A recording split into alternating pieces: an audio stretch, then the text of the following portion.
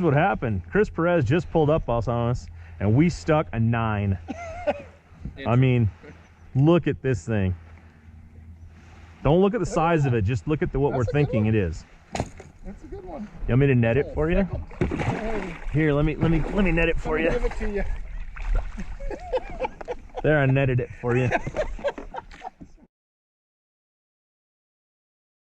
Yeah, dig in. Another big one. We're here, Clearlake. All of a sudden, they're eating the frogs. You got to drag the frogs on the bottom, though, and put them on a nail, and then call them a worm. Call them a worm. Another giant. Another Clearlake quality bass. Look at that. He's showing off. Ooh, look at that little tail wag. He's showing off.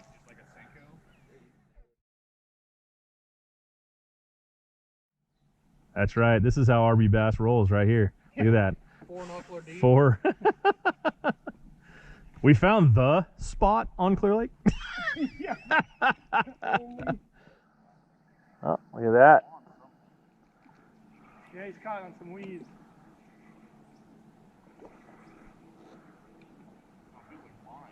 Oh yeah, it does look like line.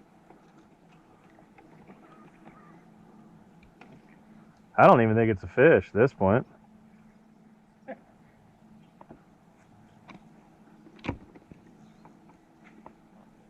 It's a carp?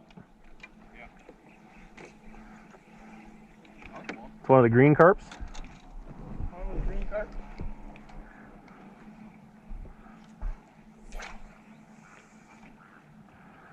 See how I just gave you the water?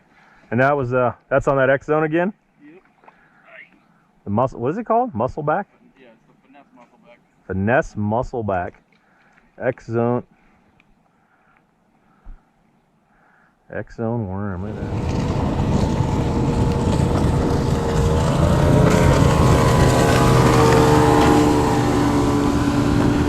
Nice. There's one. Nice. Oh, oh. And then I get hit in the nuts. Oh. Can you breathe? Not yet. Are you okay? Whew. Fuck. That was a good one. I'm sorry. Whew. Thanks, man. It's nice to know I can still catch fish when it's challenging. Oh, that hurt.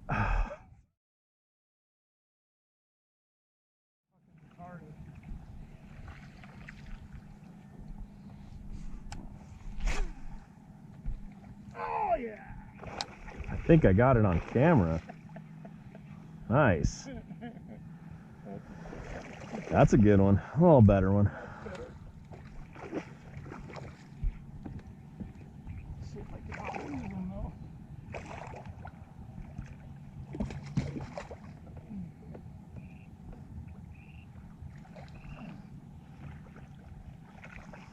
Oh, there's one. Here, hold that up a little bit. Yeah. The frog. Yeah, let's see what that frog is. That's a 3, 2.5, 3. 3. That's Yeah. a solid 3. All right, there we go. That'll work.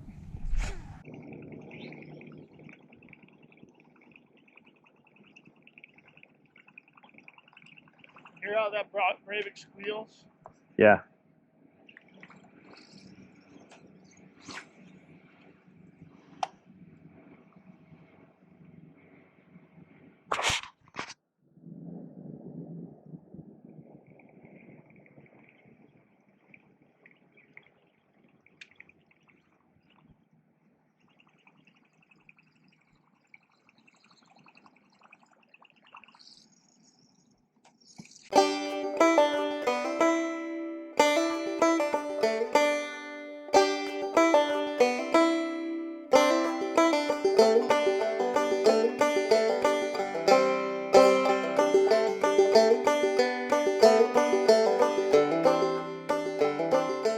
Hey guys, Big Ed here. I'm up here at Clearlake, just got off the water, had a great day out there.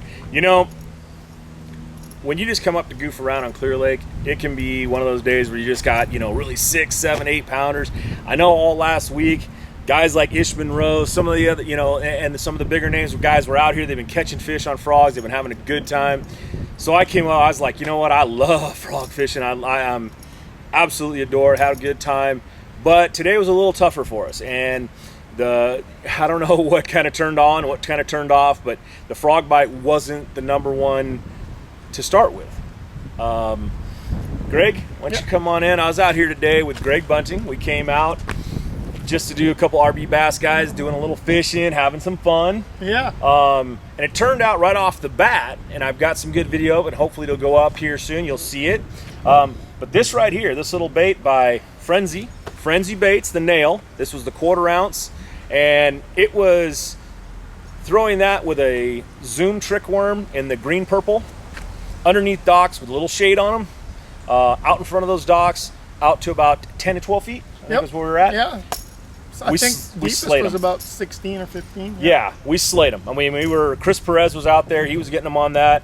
He was fishing a couple of different things, and maybe he'll put something up and tell you what he was doing with them. But I know he was fishing the same basic style that we were, doing a great job of catching fish.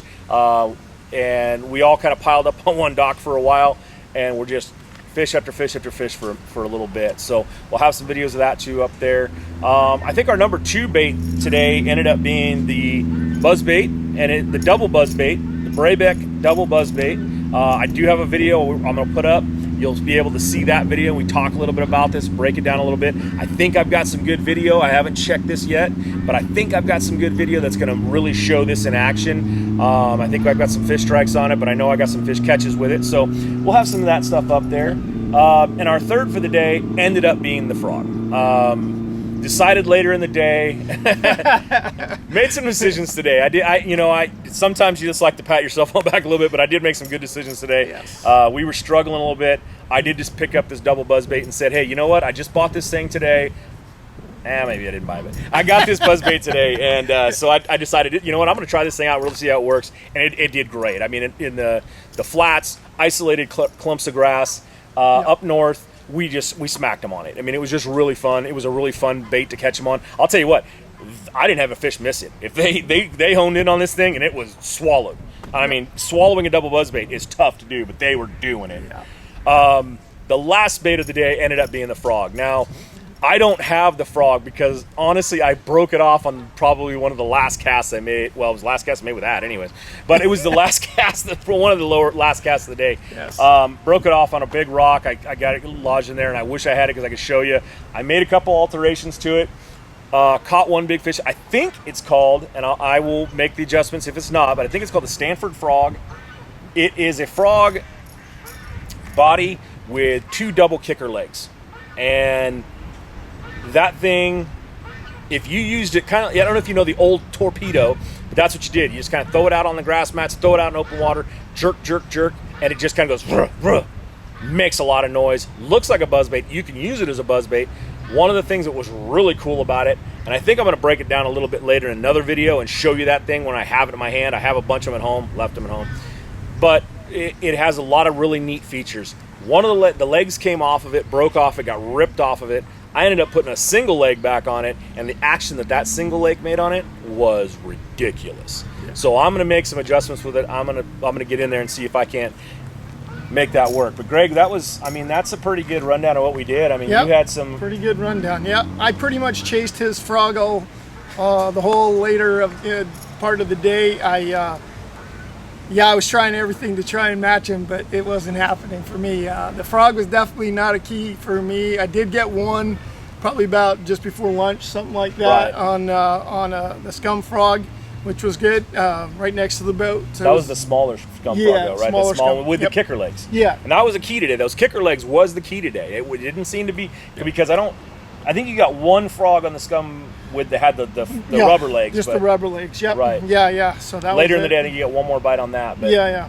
Those kicker legs. That's right. Yeah. Yep. Yeah, the kicker legs really seem to be the big key to all of this today for the frog bite for us. Yeah. That doesn't mean everybody did that. I think a lot of guys were throwing. Last week they was all talking about open water. Yeah, there was a lot of open water. I know I didn't do very good in the tournament last week, but I was next to guys that were literally fishing a frog, and I was fishing a frog too, but they just were a little bit more on it and placing that frog where it needed to be because they've been on the water a little bit more. They didn't get a chance to pre-fish. But yeah, they were catching them on the frog. Like I was watching them smack them. And they were fishing those big flats that we were fishing with in the open water. Yeah. And I did get one up there on the frog. Yep. And that's where you got your main frog fish, your first frog fish was up there. But when it got consistent, it was a different pattern for sure. Right. James will tell you that one. Yeah, it turned on. So it was a really interesting pattern. We found some. We decided to go up into the Keys, the southern Keys there, and went in there. And what I kind of figured out quick was that really isolated big. What is that grass? It's like a hippie grass kind of stuff. Yeah. It's whatever it is. It's the viney stuff that grows. If it was a smaller pad and it had to be tucked right up against the rocks, and it had to be kind of a hard spot to get to. But if you got onto that and you hit those key spots, it was right. You had to be next to the rock. You had to be right next to the shore. And I mean, and those were all not quality a foot off. Yeah, they're not a foot off. Not it was an inch and a half to 2 inches is all you had for a window. Yeah. And if you hit that spot and you got right in that corner, you got right in that little pocket where that grass was at, and then the frogweed was on it. Yeah. Great bite. I mean, they were almost every one of them that I caught was I'm pretty sure every one of them was at least 4 pounds or above. Yeah, they were. So they were all quality. He did have one. I think it was a little smaller, but other than that, it was really good. Yep. It was a really good bite up there. I highly recommend if you're coming down, check it out, see if you can get in there. I'd bring a flipping rod too, because a lot of that grass, if you want to punch that grass, there was a lot of big mats that I think if you punched them, there was fish under it, but you wanted to find clearer water underneath it. There was a couple places we got to. It was really that almost looked brackish. I mean, it wasn't brackish because that's salt, but it almost looked that way. It was really that brownish color that really, looks like it's got no nutrients in it. It just looks terrible. It looks completely like zapped of anything good in that water. And they were really those areas were kind of pocketed. It was like you just move 20, 30 feet and the water was more moving around there, and that kind of pocketed up that water there and just kind of went nasty in there. And those spots were just dead. Absolute dead. Yeah, nothing going on whatsoever. Yeah. As soon as you got into the clearer water, got in those pockets and hit, it was lights out again. So, so that was kind of the wrap up of today up here. I will get this out for you guys to take a look at. Hopefully I'll get it out here soon. Greg, thanks for coming out. Thanks for bringing me out, man. I really appreciate it. You bet. I had a great time on the water. Absolutely, this was so much fun. And first time I get to fish with you, so I really had a great time too. I'm hoping we're going to do it again soon. I hope so too. I mean, I tried not to outfish him too bad, but it didn't happen. I had to. You had to. Yeah.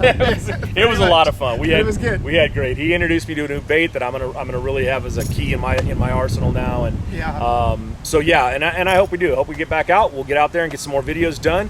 Keep you guys informed on what we're doing out here, how we're doing it. It's still a tough time,